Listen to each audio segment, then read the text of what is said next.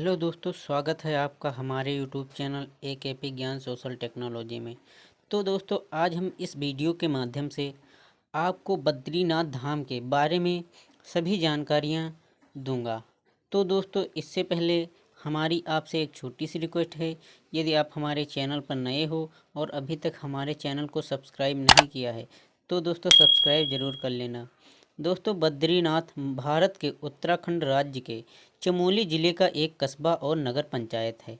दोस्तों, एक हिंदू पवित्र स्थान, यह भारत के चार धाम तीर्थ यात्रा के 4 स्थलों में से एक है और भारत के छोटा चार धाम तीर्थ यात्रा सर्किट का भी हिस्सा है। दोस्तों, इसका नाम बद्रीनाथ से मिलता है। दोस्तों, यदि हम इसके इतिहास की बात करें तो इसका इतिहास कुछ इस प्रकार है। दोस्तों, 8वीं शताब्दी में आदि शंकराचार्य द्वारा बद्रीनाथ को एक प्रमुख तीर्थ स्थल के रूप में फिर से स्थापित किया गया था। दोस्तों, पहले के दिनों में तीर्थयात्री बद्रीनाथ मंदिर के दर्शन के लिए सैकड़ों मील पैदल चलकर जाया करते थे। दोस्तों, भूकंप और हिमस्खलन ने मंदिर को बार बार नष्ट कर दिया था। दोस्तों, प्रथम विश्व युद्ध के अंत तक शहर में मंदिर के कर्मचारियों द्वारा उपयोग की जाने वाली केवल 20 विषम झोपड़ियां शामिल थे। दोस्तों, लेकिन साइट ने हर साल हजारों और अपने ग्रहणी त्यौहार पर 50,000 तक आकर्षित किया।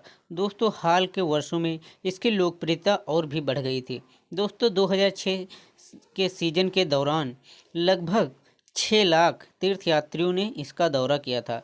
दोस्तों, 1961 में 90,676 की तुलना में बद्रीनाथ में मंदिर वैष्णवों के लिए एक पवित्र तीर्थ स्थल भी है। दोस्तों, बद्रीनाथ नीलकंठ जैसे पहाड़ों की ओर जाने वाले कोई पर्वतारोहण अभियानों का प्रवेश द्वार भी है।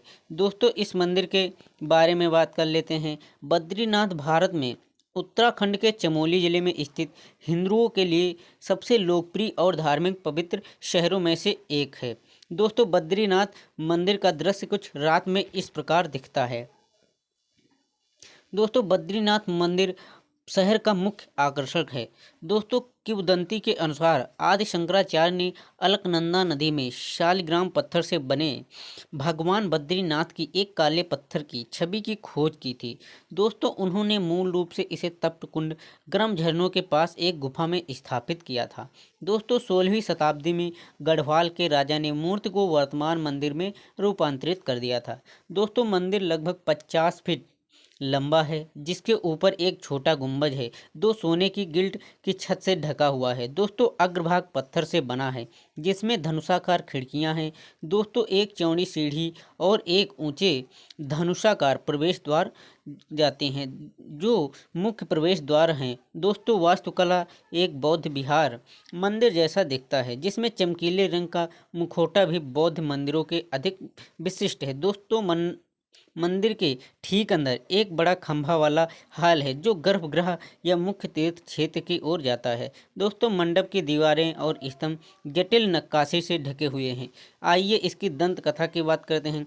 दोस्तों, भागवत पुराण के अनुसार वहाँ बद्री आश्रम में सर्वोच्च प्राणी विष्णु ऋषि नर और नारायण के रूप में सभी जीवों के कल्याण के लिए अनादिकाल से घोर तपस्या कर रहे थे। दोस्तों, भागवत पुराण बद्रीनाथ क्षेत्र को हिंदू शास्त्रों में बद्री या बद्रिकाश्रम के रूप में जाना जाता था। दोस्तों, यह विष्णु के लिए पवित्र स्थान है, विशेष रूप से विष्णु के नर नारायण के दोहरे रूप में। इस प्रकार महाभारत में कृष्ण अर्जुन को संबोधित करते हुए कहते हैं कि आप एक पूर्व शरीर में नर थे और अपने साथी के लिए नारायण के साथ कई वर्षों तक बद्री में भयानक तपस्या की थी। दोस्तों, एक किंवदंती यह है कि जब सूर्यवंशी राजा भागीरथ के अनुरोध पर देवी गंगा से पीड़ित मानवता की सहायता के लिए पृथ्वी पर उतरने का अनुरोध किया था, तो पृथ्वी उसके वंश की शक्ति का सामना करने में असमर्थ थी। दोस्तों, इसीलिए शक्तिशाली गंगा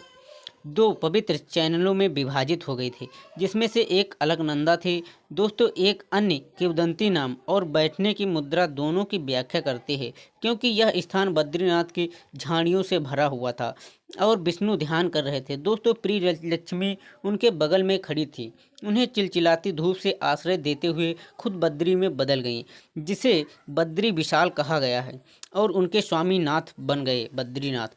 दोस्तों बद्रीनाथ के आसपास के पहाड़ों का उल्लेख महाभारत में मिलता है, जब पांडवों के बारे में कहा जाता था कि वह एक एक करके समाप्त हो गए थे। दोस्तों जब पश्चिमी गढ़वाल में एक शिखर की ढलान पर चढ़ते हुए स्वर्गारोहणी, शाब्दिक अर्थ स्वर्ग की चढ़ाई कहा जाता था। दोस्तों पांडवों बद्रीनाथ और माणा शहर से गुजरे। बद्रीनाथ से 4 किमी उत्तर में स्वर्ग के रास्ते में माना में एक गुफा भी है दोस्तों, जहां पौराणिक कथाओं के अनुसार व्यास ने महाभारत लिखी थी।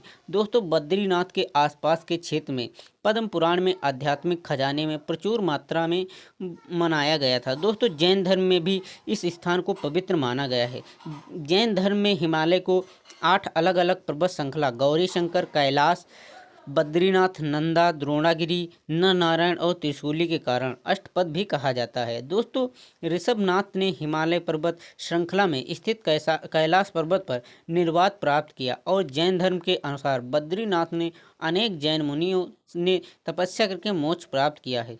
दोस्तों श्रीमद् भागवत के अनुसार इस स्थान पर ऋषभदेव के पिता नाभिराव और माता मरु देवी और ऋषभदेव के राज्याभिषेक के बाद कठोर तप किया था और समाधि ली थी। दोस्तों आज भी नाभिराय के पदचिन्ह नीलकंठ पर्वत सभी को अपनी ओर आकर्षित करते हैं।